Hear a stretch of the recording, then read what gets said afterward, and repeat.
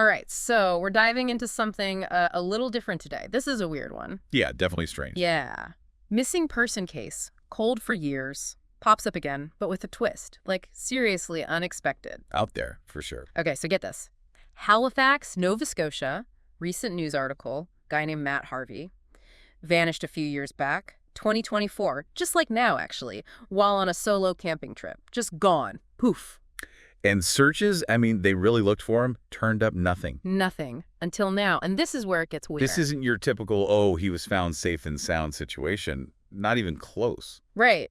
Eyewitnesses saying they've seen him in the woods, but he's not alone. He's with raccoons, like a whole pack of them. And I don't mean just hanging out nearby. They're describing him integrated into the group. Thriving, even. It's wild. They say he's wearing this makeshift clothing, like leaves and fur woven together. Totally comfortable, belonging there. And get this, the raccoons, they're not scared of him at all. The article says they follow him around like loyal companions. It's like something straight out of a movie. It's like, what even is this? You know, Yeah. we see this kind of thing in movies, but in real life. Right.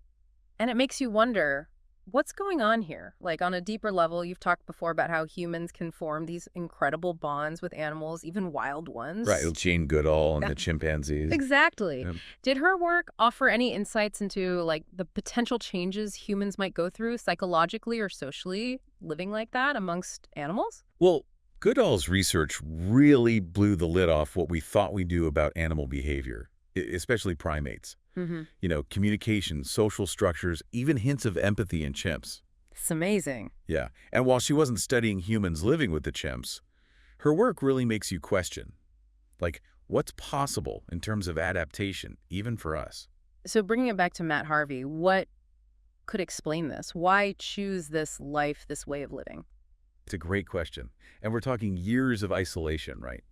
That can do things to a person, mess with your head. Yeah, no kidding. It's possible. The isolation, the extreme environment, triggered some primal survival mechanisms. We don't fully understand it, but maybe it pushed him to adapt. And maybe this is what that adaptation looks like. Wow.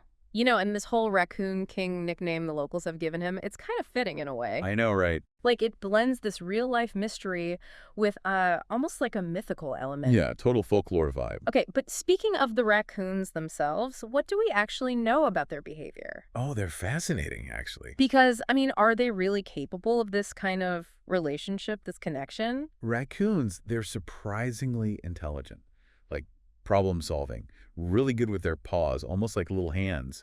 And they're social learners, too. Huh. So while we can't just go ask them what's up, it's not impossible that they've formed some kind of symbiotic relationship. Maybe they're even providing him with food or protection within their, like, raccoon society. That's incredible if that's true. It really is. It's like heartwarming in a really weird way.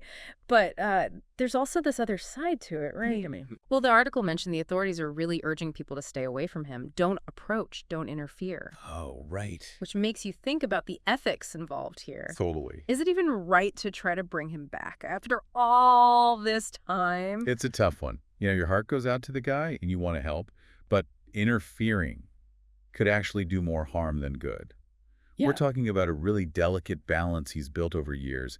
Think about the stress it would put on the raccoons, even on Matt himself. Right. He might not be equipped to just jump back into society after all this time. Exactly.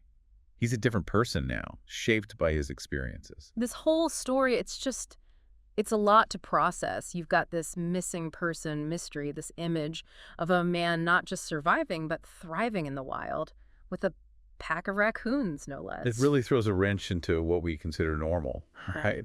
Totally. Like, what is a normal life? And how strong is our connection to nature, really? Could we adapt like this, given the circumstances? It's hard to know. It makes you think about human resilience, that's for sure.